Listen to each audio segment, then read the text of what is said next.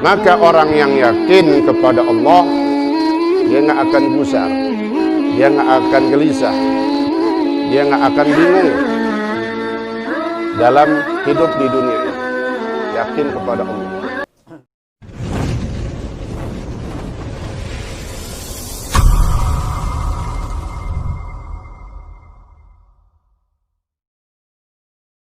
Assalamualaikum warahmatullahi wabarakatuh.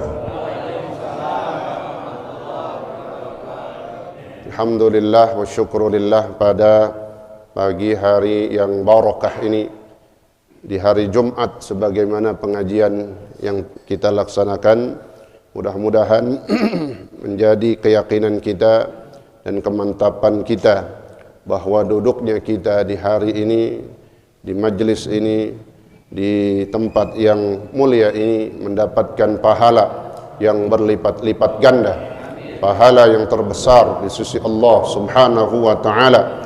Dan insya Allah pasti pahala itu semua akan kita bawa menuju Allah Subhanahu wa ta'ala. Amin ya rabbal alamin. Mari kita lanjutkan pelajaran kita dalam kitab Ar-Risalatul Mu'awanah lil Habib Abdullah bin Alwi Al-Haddad rahimahullah, halaman 17. Halaman 17. Saya baca. Oh ya, baca. Iya, memang kalau orang dulu ngaji ada yang baca di depan tuh, ya. Supaya nggak ngilangin tradisi dulu juga, silahkan.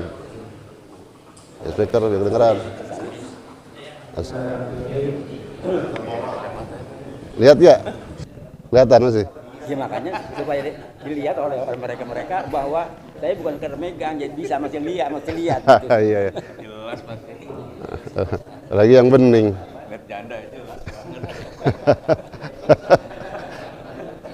Ya, bismillah. Bismillahirrahmanirrahim.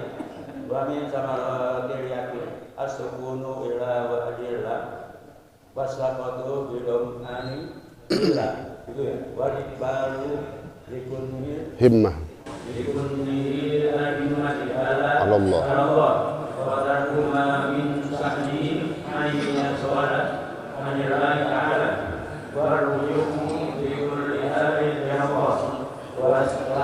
Wastifrahud taqwa.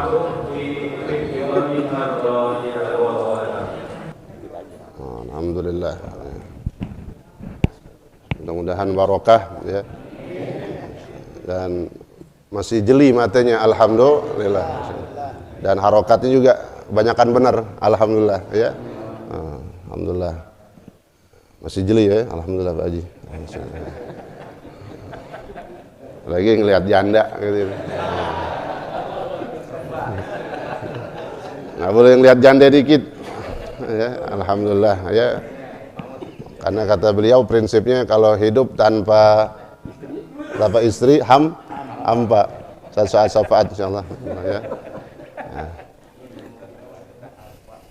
Alhamdulillah. Mari kita lanjutkan pelajaran kita dalam kitab Ar-Risalatul Mu'awanah.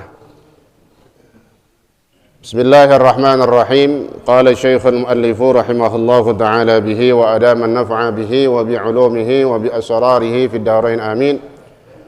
Wa min thamaratil yaqini as-sukunu ila wa'dillah was-siqatu bi dhamanillah wal iqbalu bi kunhil himmah 'ala Allah wa tarku ma min sya'nihi ay yushghila 'anillah war ruju'u fi kulli halin ila Allah wa istifraghu taqah fi bidgha'i mardatillah. Ini kalau kita lihat di dalam akhir kalimat ucapan Imam Haddad, ya, disebut sajak, atau kalau bahasa Indonesia jadi sajak. Ya, itu sajaknya syairnya itu belakangnya sama semua, ya. Bidhamanillah 'ala Allah ila akhirih. Alhamdulillah, kita masih di dalam fasal yang pertama dalam kitab Ar-Risalatul Mu'awanah, yang di situ berisi nasihat daripada Al-Imam Haddad untuk kita semua tentang keyakinan. Al-yaqin, yaitu yang dikatakan bahwa keyakinan itu merupakan sesuatu yang tamakkun minal qalbi, ya, sesuatu yang mantap, menancap di dalam hati. Ketika yakin itu udah mantap, nancap, maka sedikit pun tidak ada keraguan di dalam diri kita. Itu insyaallah alhamdulillah yang ada di dalam hati dan jiwa kita. Kita hadir di pengajian ini dari berbagai macam tempat, dari mana saja, alhamdulillah, karena kita yakin bahwa yang kita lakukan dilihat oleh Allah Subhanahu wa taala dan insyaallah menjadi sumber daripada keberkahan di dalam hidup kita. Amin ya rabbal alamin. Wa min thamaratil yaqin as-sukunu ila wa'dillah. Dan di antara samarat, buah hasil daripada keyakinan, buah keyakinan. Kemarin kita ngomongin tentang yakinnya. Maka pasti setiap kebaikan melahirkan daripada buah ataupun hasil. Wa min thamaratil yaqin, dan di antara buah keyakinan, hasil daripada keyakinan. Yang pertama as-sukunu ila wa'dillah. As-sukun atau sukun, Pak?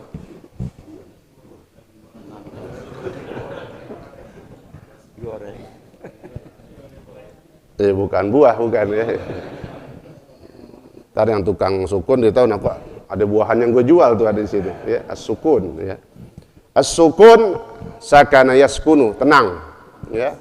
Sakinah, mawaddah, warahmah. As-sakin, tenang.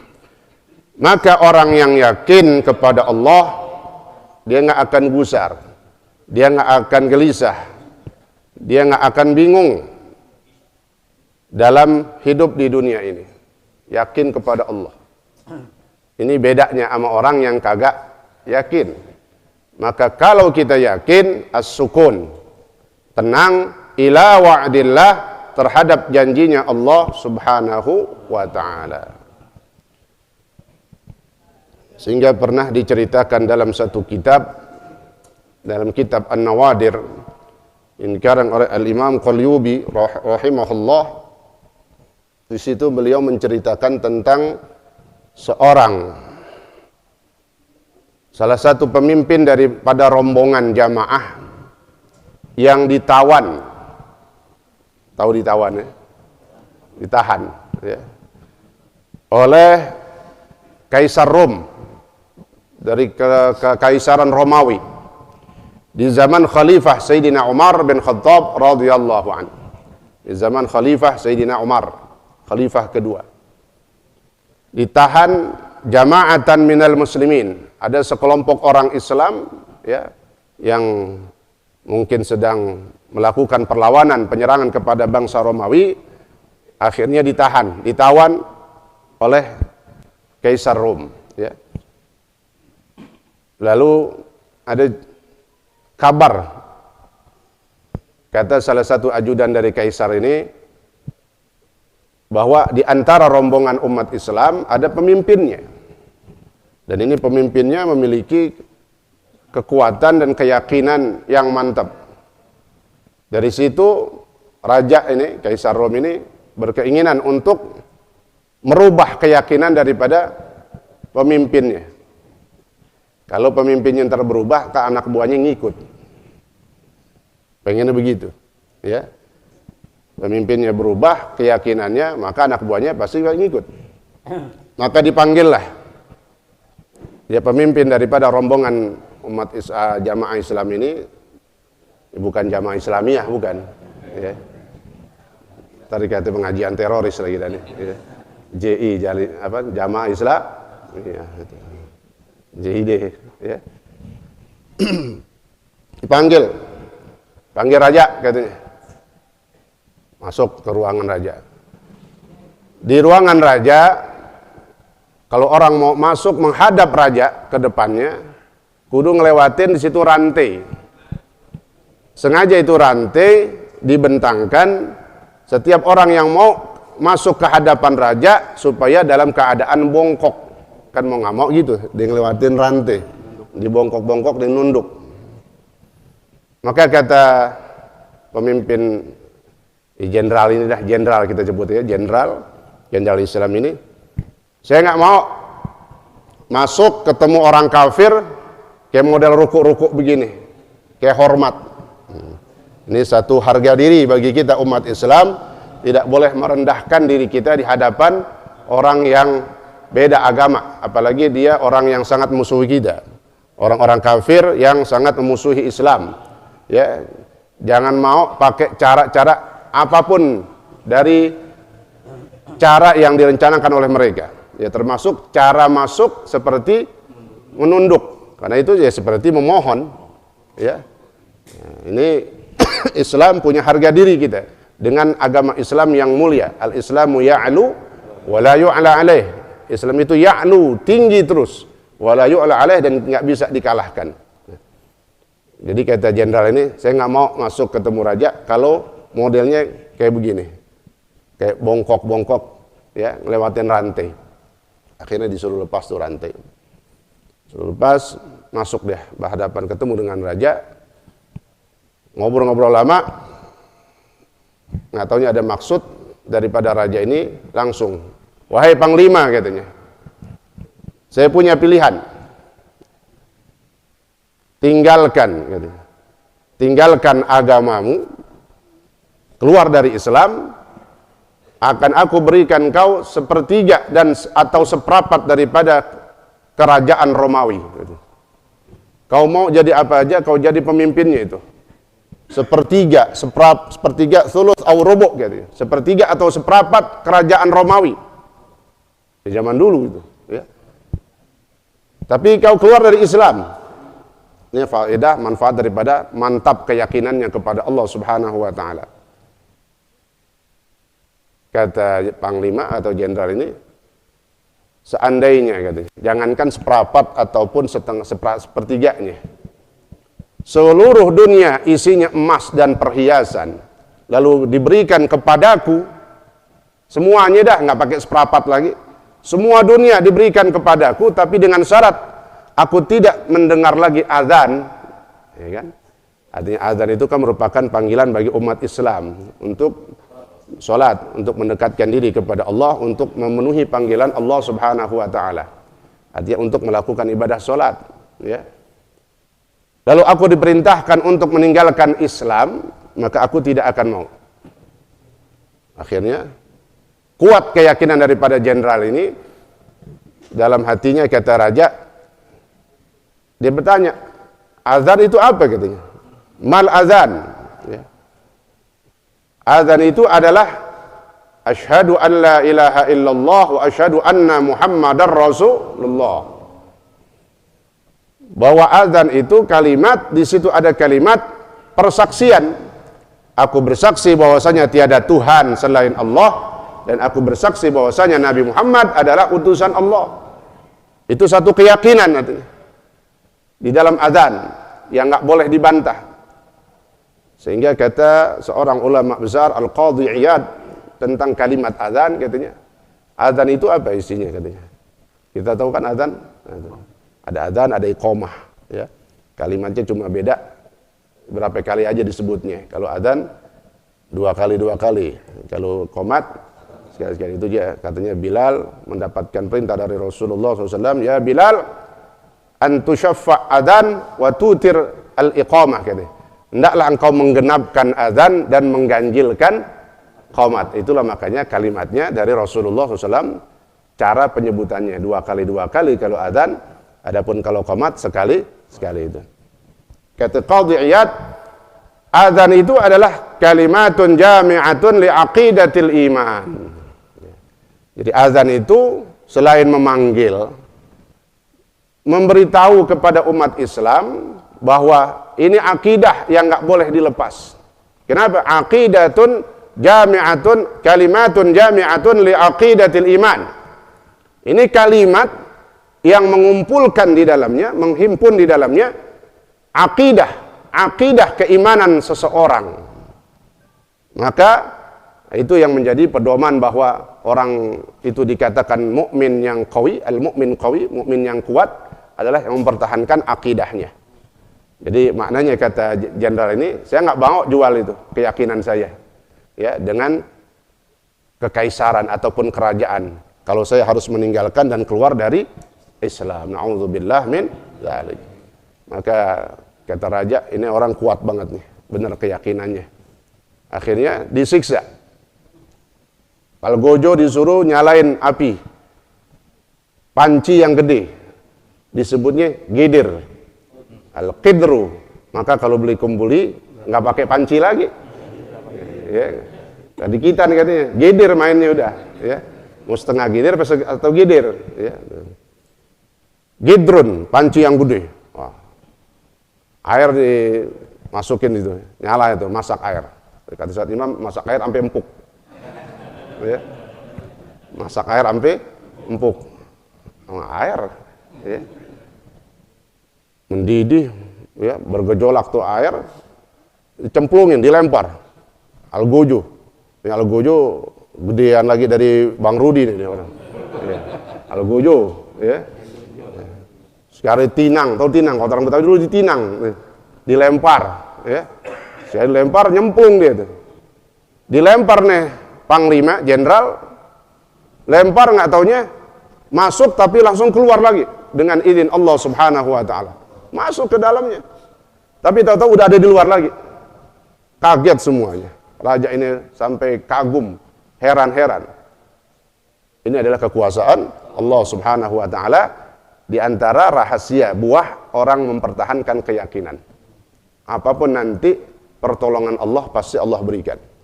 Nah, termasuk ya imam besar kita dengan keyakinannya mantap. Ya mudah-mudahan Allah berikan pertolongan.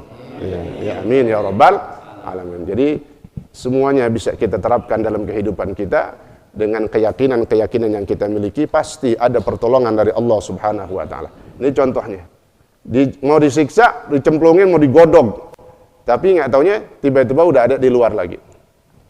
Dicemplungin lagi, keluar lagi tuh. Ada lagi. Lolos bahasanya ya, lolos. Akhirnya kata raja, ya udah penjara nih. Tuh, dari zaman dulu model begitu.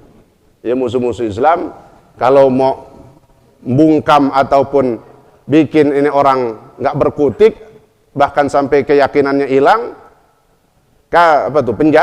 penjara. Masukin dia, bahkan fi baitin mudlimin, masukin ke dalam satu ruangan yang gelap katanya, nggak ada lampu sama sekali.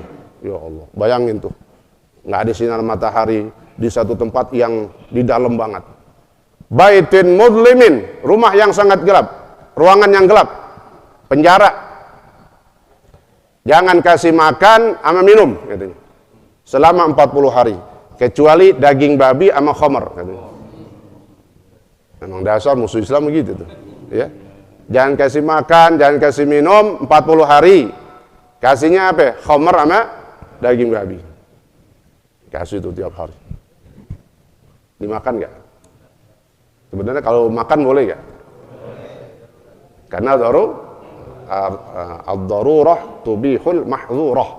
Dalam kaidah fikih, ad-darurah, satu kedaruratan membolehkan melakukan sesuatu yang dilarang karena darurat, tapi sifatnya ad-darurah tuqaddar biqadriha lagi, kata ulama. Orang makan itu sekedar darurat aja, nggak boleh bungkus pakai berkat. Ini enak banget nih, ini boleh buat di rumah ngerasain daging babi. Nggak boleh. Jangankan berkat, dia makan sampai kenyang aja nggak boleh. Sekedarnya berarti apa? Satu lukmah, suapan atau kunyahan atau beberapa kunyahan gitu doang. Tuh darurat. Jangan mentang-mentang mumpung halal nih katanya. Mumpung boleh katanya. Ada sekenyang-kenyangnya. Nggak boleh. Al-darurah tuqaddaru biqadriha. Darurat itu dikira-kirakan sesuai dengan kadarnya. Sekedar untuk nahan dia kagak mati supaya bisa bertahan hidup, gitu aja udah. Nah. Tapi apa yang terjadi? Selama 40 hari selesai, dibuka itu penjara utuh. Nggak ada yang dimakan tuh makanan dari daging babi ataupun minuman, nggak ada yang dibuka segelnya. Segala macam merek minuman tuh, ya. Apaan mereknya? Macam-macam dah. Apa yang topinya dulu lurus sekarang jadi miring ya, topi miring itu. Masih ada segelnya, nggak dibuka selama 40 hari. Kaget lagi. Kok dia kuat? Ya kekuatan dan kekuasaan Allah. Akhirnya raja turun tangan juga sampai panggil, kenapa kau nggak makan, nggak minum? Itu daging babi sama khamr. Sedangkan di dalam agamamu boleh. Oh, jadi Yahudi mempelajarin juga tuh. Jadi sebenarnya boleh. Ya, dia tahu tuh katanya. Kan dalam agamamu, fi dini Muhammadin yajuzu indal ittirar katanya. Di dalam agama Nabi Muhammad kan boleh katanya. Kalau dalam keadaan darurat, kenapa kamu nggak makan? Lihat taktiknya jenderal nih, kita bisa pakai katanya. Kata jenderalnya apa? Iya, kalau saya makan ente pada girang. Nah sengaja saya nggak makan supaya ente pada marah gitu. Makin marah kan, makanan nggak di daging babi nggak dimakan, khamr nggak diminum. Ini tujuan saya supaya kalian makin marah, makin kecewa dengan saya, makin putus asa dengan saya. Saya nggak bisa dirayu, dibujuk dengan apapun. Subhanallah. Ini gambaran buat kita juga, Pak. Ya, jangan mudah diiming-imingin, ya, jabatan, menteri ataupun duit, ya. Apalagi cuman mau dikasih mobil-mobilan. Bukan mobil beneran, mobil-mobilan, ya. Mobil beneran sih nggak apa-apa, mobil-mobilan. Apa mobil bohongan, ya, jangan.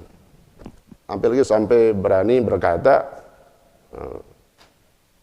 bagus nih si fulan.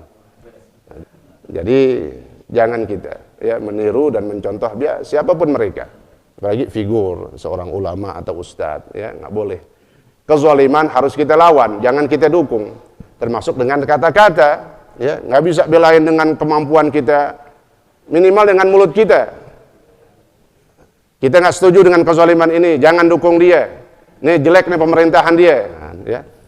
Dengan mulut kita ucapkan lawan itu kezaliman, ya apalagi dia figur. Nah, itu karena menjadi contoh buat jamaah ataupun orang-orang yang mungkin mengambil ilmu darinya, ya. Nah, udah selesai belum tuh? Oh, 5:30 nih udah. Hah? Belum ya? Sampai mana tadi itu? Jadi kata jenderal, kalau saya makan kalian pada senang. Sengaja saya nggak makan supaya kalian makin marah dan makin kecewa dan putus asa terhadap saya. Akhirnya yang kalah raja. Ya udah kata raja, kemari keluar udah. Saya mau lepasin kamu sama yang lainnya, teman-temannya, tapi dengan syarat sujud di hadapan saya. Sujud di hadapan saya. Kata jenderal, sujud itu nggak boleh di dalam agama kita kecuali kepada Allah. La sujuda illa lillah, la sujuda illa ilallah. Nggak boleh sujud kecuali hanya kepada Allah Subhanahu wa taala. Bahkan di dalam fikih diajarin, Pak, sujud tanpa sebab aja nggak boleh gitu. Yahudi penyembah api sujud juga, dia sujud. Ada ruku-ruku juga, sujud juga ibadahnya. Karena kata Nabi, la tashabbahu bil yahud, janganlah kalian menyerupai orang Yahudi. Maka kata ulama fikih, maaf nih, kadang ada orang habis sholat, dia mau pulang.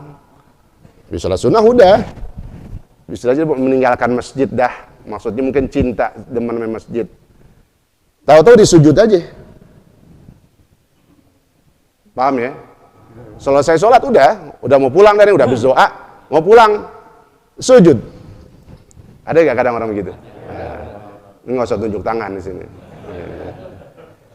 Ini dari segi fikih, ya. Itu nggak boleh, itu haram. Sujud bila sababin, sujud tanpa sebab. Nah kalau mau sujud ada dua, sujud tilawah atau sujud nah, sujud syukur dah.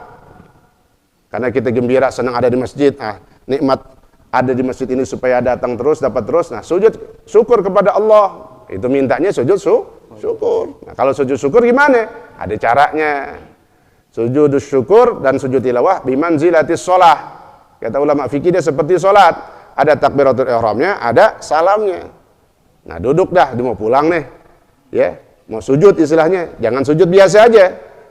Tapi sujud syukur. Sujud artinya sujud karena bersyukur kepada Allah. Duduk, Allahu Akbar, disujud dah. Baca tasbih, subhana rabbil a'la kalau nggak bisa, yang bagusnya sajada wajhi lilladzi khalaqahu wa sawwarahu wa syaqqa sam'ahu wa basarahu bihaulihi wa quwwatihi fatabarakallahu ahsanul khaliqin. Itu yang dibaca ya ketika sujud tilawah atau sujud syukur. Kalau nggak bisa, subhanallah alhamdulillah wala ilaha illallah Allahu akbar.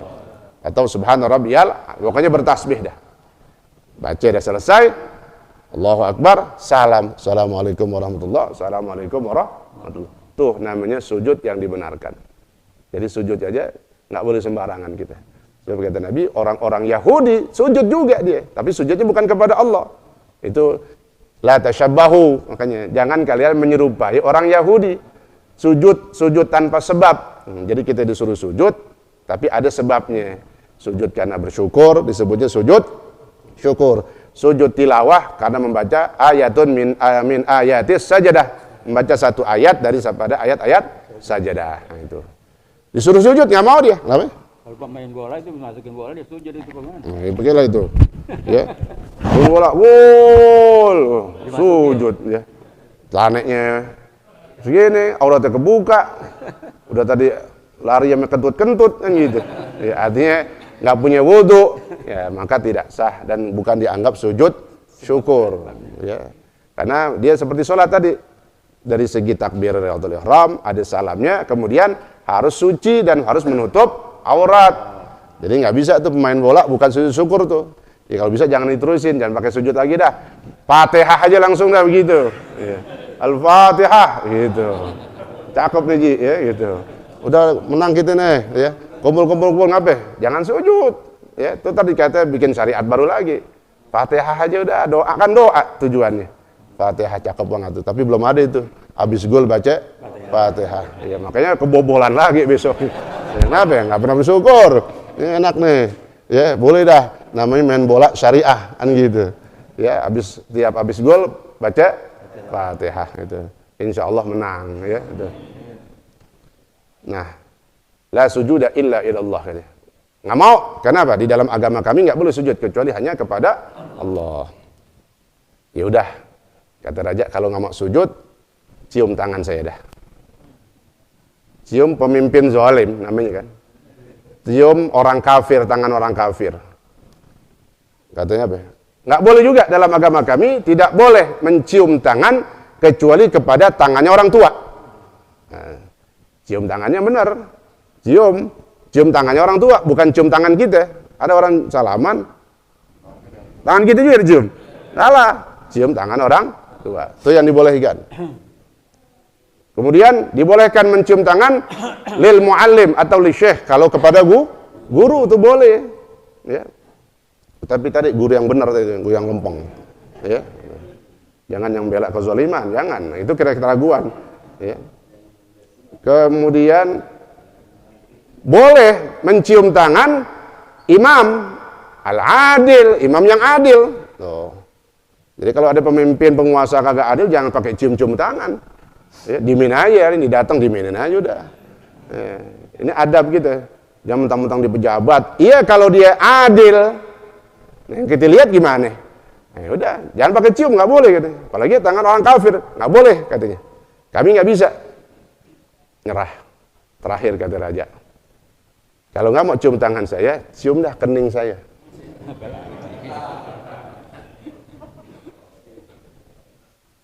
Mau nih, katanya raja. Jenderal mau. Af'al bisyartin wahid. Saya kerjain. Tapi pakai syarat. Syaratnya apa? Akhirnya ditatakin. Ditatakin, dialesin dah. Dia mau cium tuh jidatnya raja, tapi ditatakin pakai bajunya. Nih, lengan bajunya kan panjang tuh. Bahasa kita pakai kain dah. Dengan niat mencium bajunya. Bukan mencium jidatnya, tapi dengan niat mencium, ditempelin tuh di jidatnya raja, tapi dia niat mencium apa? Lengan bajunya, kan sama juga, ya. Keyakinan tetap lempeng, tidak berubah. Nah, ini fadilah daripada min samaratil yakin, yaitu akan tenang dengan janjinya Allah Subhanahu wa taala. Dari urusan dunia tadi diberikan keselamatan, pertolongan yang nggak bisa dikira-kirakan sama manusia. Ya, akhirnya apa? Selesai kata raja, ya udah, kamu udah bebas, dikasih harta. Ini mungkin karena kagum nih raja, akhirnya kagum juga dia dengan kekuatan keyakinan daripada ini jenderal. Akhirnya ini dikasih harta begitu banyaknya, sampai pulang ke kota Madinah. Di situ ada Sayyidina Umar, kata Sayyidina Umar, kau bagikan kepada semua penduduk kota Madinah, jangan kau makan sendiri. Gitu. Jadi kalau kita dapat duit dari pejabat, jangan makan sendiri, ya. Bagi-bagi, ya. Tapi pejabat yang benar, ya. Kalau pejabat yang haram, pejabat yang korupsi, nah, kita tolak, ya, kita tolak. Karena itu kita tahu korupsi apa hukumnya, mencuri, nyolong duit rakyat, ya. Sekarang kalau banyak orang juga, itu hal apa, orang sedang kumpul, Assalamualaikum, angkat tangan pakai tangan dua, Assalamualaikum. Oh iya. Boleh enggak? Iya. Kan kita angkat tangan ini ngajak kepada Allah. Ketika bertemu muslim sama muslim disunahkan dia berjabat tangan ketika berdekatan. Dekat, ya. Lalu mengucapkan salam. Kalau mengucapkan salam dekat jauh tetap disunah, dari jauh salam. Lalu ulama membahas hal yumkin al-isyarah bil yad. Itu namanya isyarat, bukan angkat tangan. Ya, bukan angkat tangan seperti takbir, tapi itu namanya isyarat sebagai pengganti salam karena dia nggak bisa dekat. Jadi kadang ada jauh jamaah datang saya begini.